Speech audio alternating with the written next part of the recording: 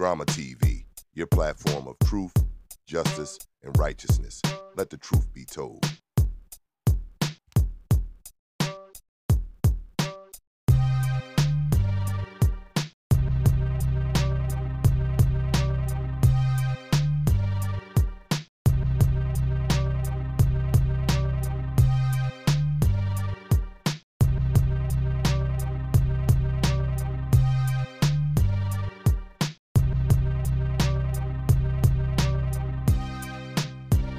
Welcome to another episode of D.R.A.M.A Talk TV Live, man. Unplugged. Today I just have some things on the mind that I want to discuss with the people as far as the black protest. So as you can see in the description, the black protest, man, is undermined. It's being undermined. Just keep in mind that my process is this. I just want to inform the people that may not be paying attention to what's going on, and maybe just some ideas on how we should approach things from this point moving forward. I truly believe in the causes that our people are bringing forth to the table. They've been there for years, centuries even, and I think we're definitely in an awakening period. So with that being said, I just want to talk about this black protest. You know, I find it it's not really amusing, but you know, just to be on point with this, I find this thing to be getting out of hand now. When Kaepernick took the knee, you know, I like sports. I'm sure a lot of men and women love sports today. I'm actually a fan of the 49ers. So when Kaepernick first took that knee, I stood with him immediately. I understood it immediately. So some of the other fans, you know, that heckle me about my team, not really my team, I don't own it, but you know, just me being a fan of the 49ers, they was like, man, tell your man Kaepernick to stand, tell him to stand up. I said, well, he is standing by sitting down. You know, that's why he's standing up. See, this is some Ali stuff. I said this before. All the narrative that's being created now, I said this prior to that. And those of you that know me know I was on, you know, this was the lane I was in. This was the lane I was in from the beginning. So he took the knee because, like he said in his own words, and I quote, that he's not disrespecting the flag. He just want to bring awareness to the issue of unarmed black men and women being murdered in the hands of the police and not being prosecuted for it. Nothing happening to these people. So as time went on, we like 2 years in on this now, and now I see the narrative is being taken over, hijacked, and being spewed out to the people in a false manner. It was never about disrespecting the national anthem, which we could protest if we looked at it in its originality. See, you know, the regular media don't want to touch on these issues. If you look at the original piece that it was written, it was about black slaves and not us not having any respect. So if you don't know, we are a human resource, not the HR that you use when you're at a job or employment. You really are the human resource. So, and that's what the original national anthem was about.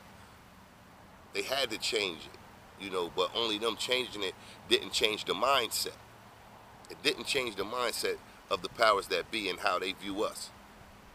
You know, was it three-fifths of a human being?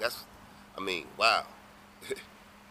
And so I wouldn't complain if it was about that, but that wasn't what his issue was. It was about unarmed black men and women being murdered with no repercussions by the hands of the police, and the justice system allowing these officers that were protected by the shield to walk. So now, you know, as we speed up in time, Donald Trump said, you know, these SOBs and all that, they shouldn't be allowed to play, and you know, they should be fired, all these things of that. So once he did that, I watched the NFL owners come out and take a knee with their players. Right then and there, I said, man, the fix is in. Because now they wanted to, like, it was like they were standing up to Donald Trump, but what actually they were doing was changing the narrative. We have to stop falling for these type of tricks, this propaganda that society has been playing on us for a very long time. They've been doing this to us for a very long time. So I think that we have to be more aware and conscious of the narrative that's being created. We know what our problems are, so why can't we talk about our own issues? You know, so now Jerry Jones is out saying, for all you Dallas Cowboy fans, now Jerry Jones is out saying, if any of y'all take a knee, you ain't playing. What gall? We know this guy is a narcissist. Let's be honest. I'm going to just call it what it is. Jerry Jones is a narcissist. So, with him saying that, who really has the power? See, we got to stop looking at money as if it is the savior of the world. Because if you had $1 billion and something was wrong with a family member or even yourself, your money could not save them. It is inevitable that we all have to leave this place at some time. So let's try not to put so much emphasis on money. We need it. Of course we need the bread, you know, but what are you willing to do for that bread?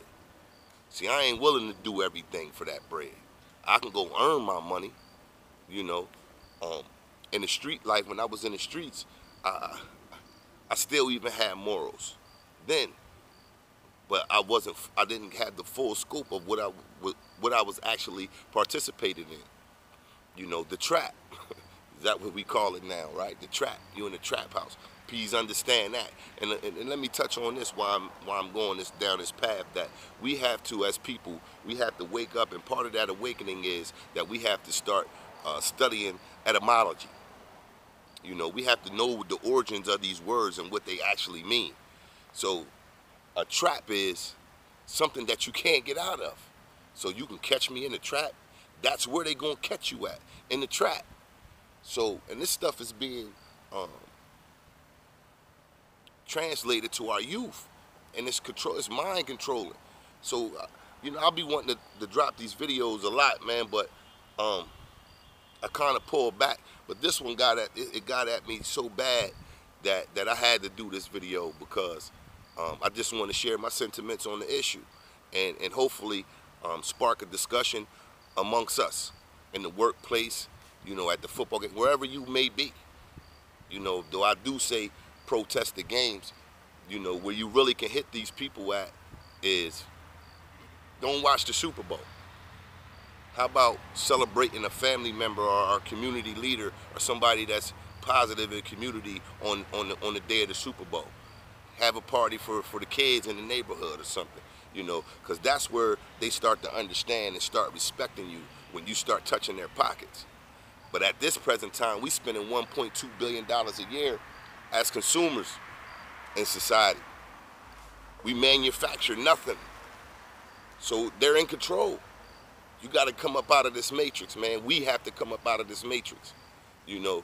So I may get some backlash for this video. It doesn't matter to me. I just want to be, again, I believe that I'm a sovereign citizen, you know. I'm not going to break laws intentionally, but, you know, I'm the owner of my future, of my destiny. I'm not letting anybody create that for me. And I think if we all lived in that manner, if we looked at the issues that's really going on in our community, we shouldn't be ashamed or afraid to speak up or out about these issues. So now, I've seen a couple things on the news where the narrative has changed again. Now they're going to put people that speak up or speak out about real issues that have actual meaning and do affect people on a day-to-day.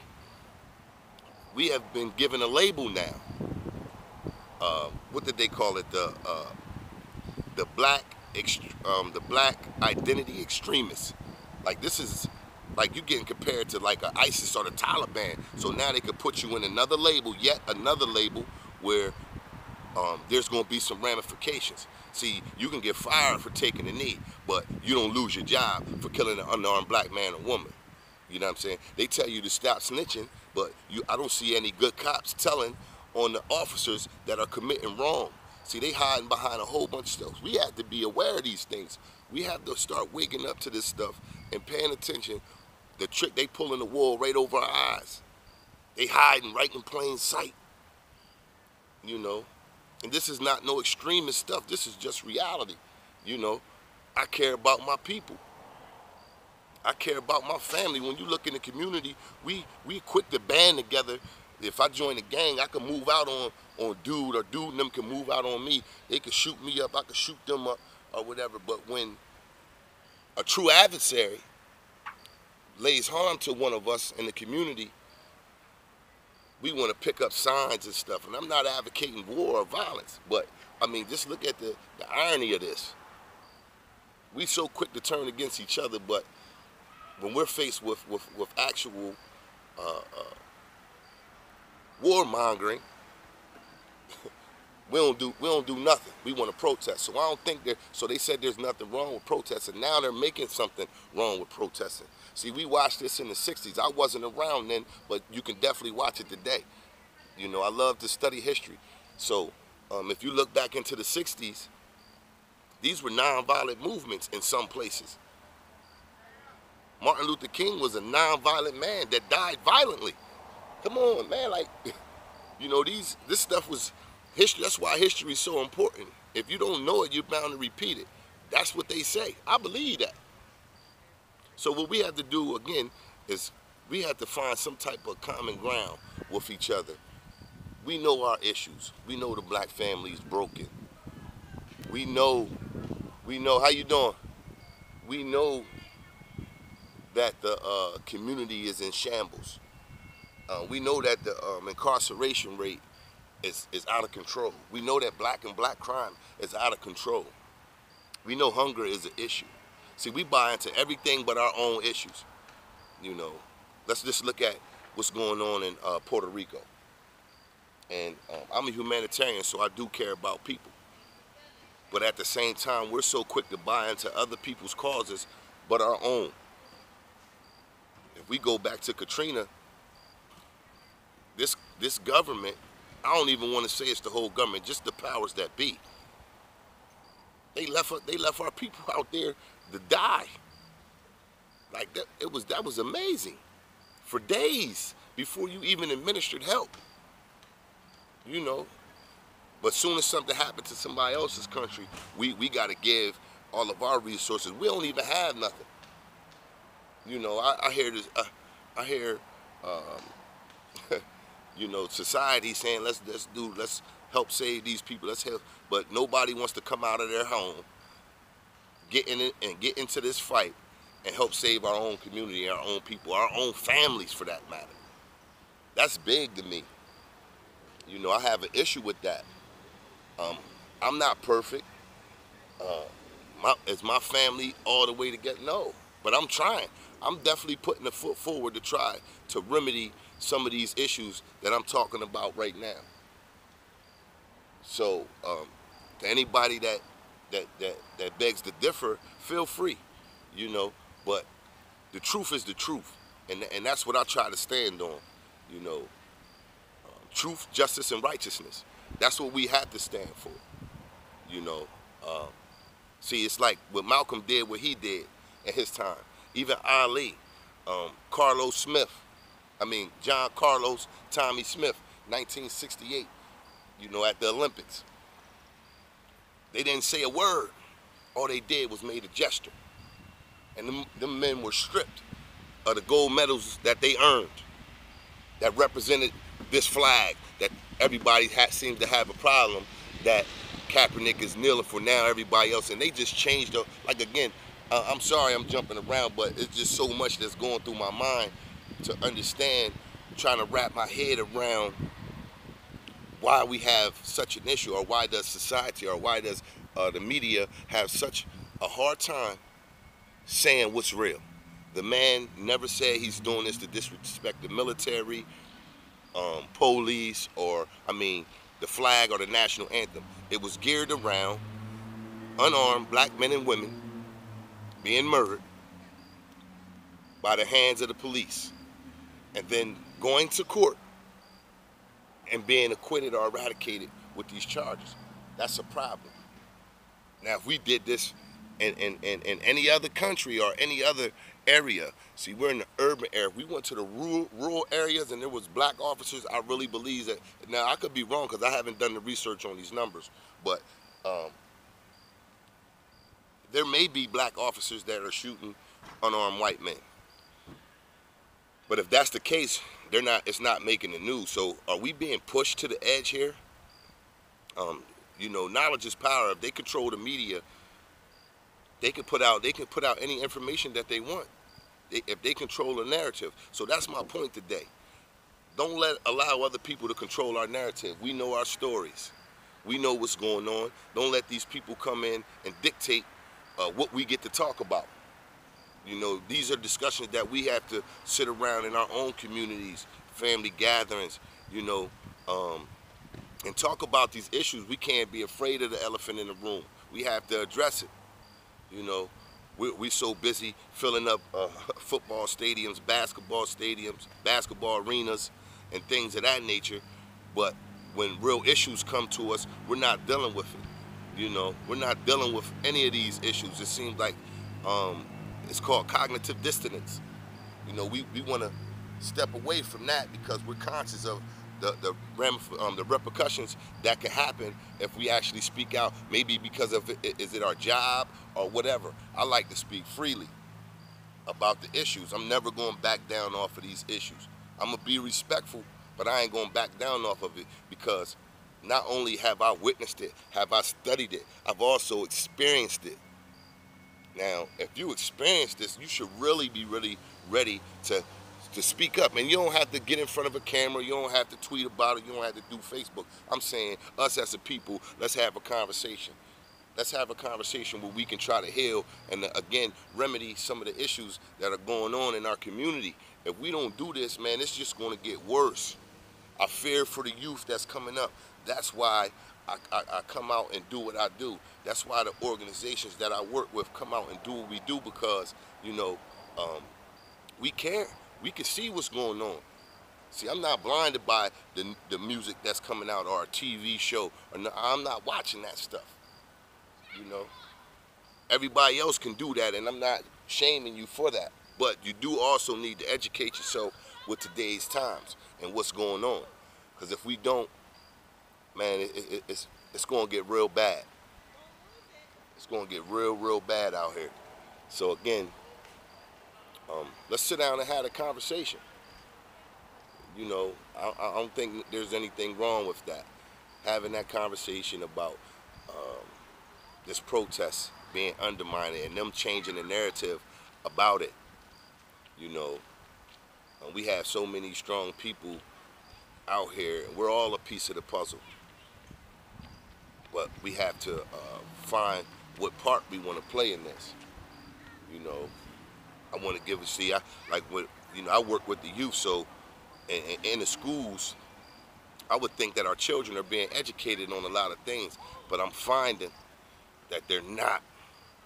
I knew this, but now I'm actually really getting it firsthand and seeing it versus some of the other schools, man.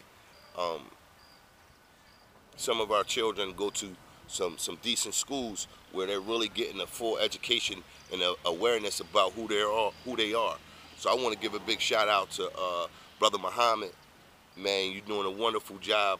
I've encountered some of your students, and just about everything that I talk about, they are so on point. They're informed. DJ Bates, I want to shout out there, and there's more people out there that's doing this work. I just called out these brothers because we're working with some of the same kids, and I found it amazing that we had two kids, one go to this school, one go to that school, and when I ask a question, this kid doesn't have a clue, but this kid is firing off like, you know, that's good stuff. That's good stuff. So I know somebody else is at work. So now when I When I give you the information, I'm just following up with what the other brothers already put to you. So that's big, and that's what we need to do: put this puzzle together and ensure that our children can survive, and make sure that our species survives for years to come, for centuries to come, because the world is changing very quickly. We have to pay attention. We got so much stuff on deck, man. Artificial intelligence, where people think that it's the computer. The computers used to work where the computer only knew what you put in it. Now these computers are able to think on their own. That's dangerous. Yeah, just know that, man.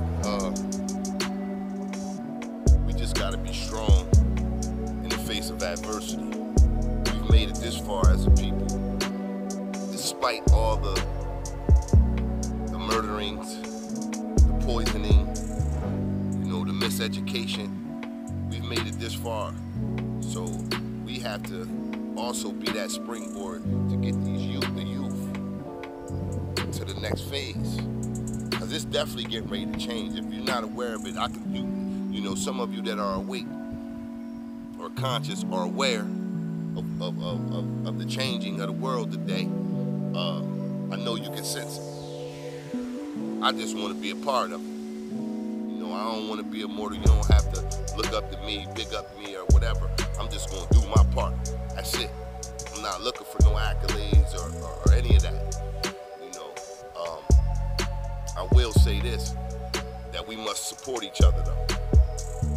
So you like this information that I'm putting out today, just make sure you click the like button and share it. I'm not asking you for no donations or anything. Just click that like button for me and share this information, because it's valid, and we definitely need to have this conversation. So to all my loved ones out there, I want to say Hotep, Ashe, and the power to the people. Real talk.